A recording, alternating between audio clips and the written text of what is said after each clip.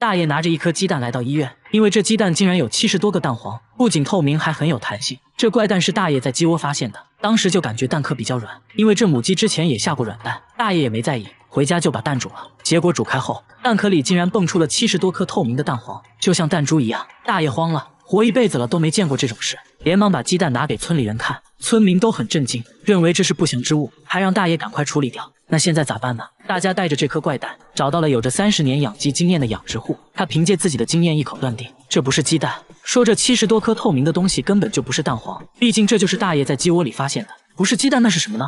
大家思前想后，建议大爷去医院问问。医生看到就笑了起来，说这很明显就是人造的，看起来呢更像是一种玩具，真的只是玩具吗？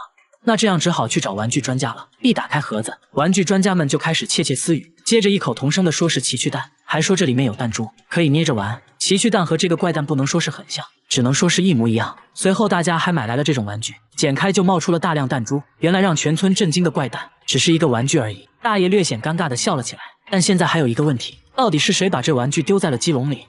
鸡笼在屋顶，平时只有大爷和老伴才可以进入。大爷给亲戚朋友打电话，都说没有去过屋顶，甚至还问了孙子，但小孙子并没有这种玩具。看来真相也许只有这只母鸡知道了。50岁大妈眼看就要生了，却疯狂捶打肚子，丈夫不但不生气，反而还帮她一起打，因为这肚子里的东西实在太怪，怎么都生不出来，反而会让肚子瞬间膨胀。大妈平时腰围77厘米，肚子变大后就成了91厘米，就好像要生了一样。为了缓解疼痛，大妈只能不停地捶打肚子，疼痛会毫无征兆的出现。刚刚还在晾衣服，突然感觉不对劲，肚子肉眼可见的变大，变得硬邦邦的。眼看着大妈疼痛不已，丈夫也无能为力，能做的只有不停安抚。经过几分钟阵痛，肚子慢慢恢复到了正常大小，随之而来的是无尽虚弱。可大妈还没缓过来，肚子又在短短几分钟内变大，她又要经历一次分娩的痛苦。丈夫说这样的过程每天都要经历3次以上。然而令他们更绝望的是，医院根本查不出肚子变大的原因，他们甚至去了妇产科也找不到原因，但这已经严重影响到了生活。大妈刚买完菜准备回家，肚子变大说来就来，完全不分场合。大妈躺在路边疼得哇哇大叫，叫声引来路人围观，都一脸懵地看着她。很快丈夫赶了过来，不停地帮妻子按摩。经过长时间的折磨，肚子终于恢复了平静。大妈精疲力尽地吐出一句话，让丈夫带她回家。丈夫非常自责，看着痛苦的妻子，自己却什么都做不了。大家抱着最后一丝希望，带大妈来到大医院检查，发现在肚子变大时，大肠也随之扩大了10倍，但实在找不到任何病理性的原因。节目组没有放弃，又找来心理医生，医生却让大妈画画，画面透露出绝望和暴力。沟通下来才知道，原来大妈的前夫有家暴，这给大妈带来严重的身心损害。她把一切痛苦都藏在心里，长期的压抑无处释放，久而久之患上了躯体化障碍。和现在丈夫在一起后，生活恢复了平静，心理上的压力也在慢慢释放，才会以肚子变大的形式体现出来。医生说，只要压力得到释放，症状就会慢慢消失。丈夫表示以后会给大妈更多的陪伴，让大妈释放压力，最后还对大妈来了个深情告白。大叔每次做饭要先洗一盆碎玻璃，洗完再加上几勺白糖，直接就端上了餐桌，放着一桌菜不吃，他却只想吃玻璃。老婆怕他吃死了，想让大叔吃一块玻璃就上一口菜，但大叔根本不听，玻璃直接成了他的主食。一天吃的玻璃可以填满2个啤酒杯，现在还越来越离谱，上班都要带着满满一杯玻璃碴子，没事就赶紧拿出来吃一块，走到哪都带着。下班后就去玻璃店挑选零食，挑挑拣拣弄了一大袋，回家还要根据口味给他们分类，不同厚度的玻璃吃起来口感也不一样。医院的点滴瓶是他的最爱，吃起来酥脆有嚼劲，灯泡吃起来就差一点，不过呢也很爽口。记者忍不住问他，到底为啥要吃玻璃呢？没想到大叔却反问起了记者，那你为什么要吃饭？为什么要喝酒？为什么要抽烟？喊咖喱嘛，这个嚼一口非常香。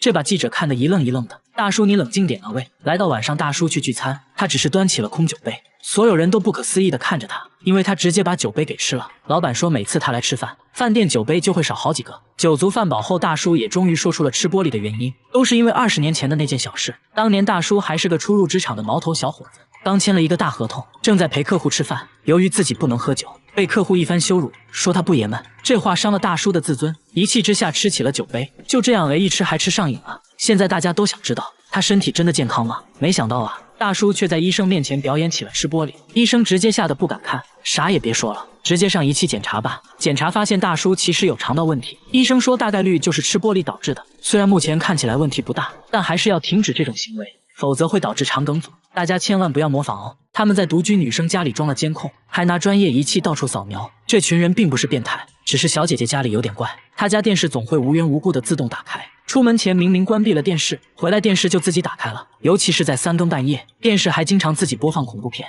想想都觉得可怕。刚开始呢，小姐姐也没当回事，慢慢的这怪异现象越来越频繁，她开始查看电视的各种设置，一切都很正常。售后也来看过了，都找不到问题所在，甚至给她换了一台新电视，还是会出现自动开机的情况。她当着大家的面关上了电视，没一会电视果然就自己打开了。大家怀疑是遥控器出了问题，取出电池后，正对着电视又安装了监控，没几分钟电视又打开了。你就说怪不怪吧？不过凡事要讲科学，专家说电视遥控器发出的是红外线信号，所以他家里可能存在一个能发出相同红外线信号的电器。接着大家对屋内所有电器展开探测，最后怀疑是这个插排的问题，但断电后仍然可以检测到红外线信号。大家又尝试关闭了无线路由器，紧接着红外信号明显降低，那说明问题就出在路由器上，但专家却给出了不同的看法。专家说了一堆有的没的，我也没听懂，反正就是怀疑路由器的适配器有问题。拔掉适配器后，电视果然没再自动打开。简单来说呢，就是适配器产生了不必要的红外线，恰巧和电视匹配，就这样打开了电视，一切都是巧合而已。随后换上新的适配器，电视终于恢复了正常。凌晨3点，全村人都不睡觉，全部守在一个摄像机前面。摄像机正对着黑漆漆的街道，只为听到一个熟悉又恐怖的声音。村里人最近被这怪声搞得精神崩溃，一到凌晨3点，整个村子就会传来类似电话拨号的声音。女孩说声音是从1个月前开始的，接着播放了自己录到的声音。节目组决定等待声音出现，就在3点整，声音如约而至。声音很明显是从外面传来的，于是第二天大家在村里街道上都布置了摄像机，想要拍到点什么。凌晨3点，声音准时传来，摄像机却没有任何发现。白天节目组在村里转了半天，教堂的广播引起了大家的注意，但负责人说这广播线路断了，已经很久没用了。很快村委会的广播进入了大家的视线，不过村长表示也很久没用了，但除了这2个可疑的广播外，就没有任何能发出这么有穿透力声音的设备了。节目组决定还是安装摄像机监控一下。又来到了凌晨3点，声音再次准时响起，这次大家确定声音就是从村委会广播里传来的。但诡异的是，此刻村委会里并没有人。村长说广播设备只有自己有钥匙，除了自己没人能使用广播。村长还给大家看了最近1个月的广播记录，一共就广播过2次，但这声音最近每天都有，所以肯定不是村长的原因。节目组又想到了专家，拿着录到的声音去分析，专家果然不一样，直接从这声音里面听出了对应的案件号码，而且每个案件间隔都一致。专家说人类是无法做到这一点的，所以肯定不是人为的。那现在怎么办呢？大家找来广播设备的厂家售后，经过长时间排查，终于找到了问题所在。售后说设备每天都有一个固定的运行信号，可以简单理解为设备重启信号。这台广播设备的重启信号设置在了凌晨3点，这个一般是不会被广播出去的，但恰巧这台设备发生了故障，才导致这个微弱的信号被放大，并且广播了出去。省流，广播设备出故障了。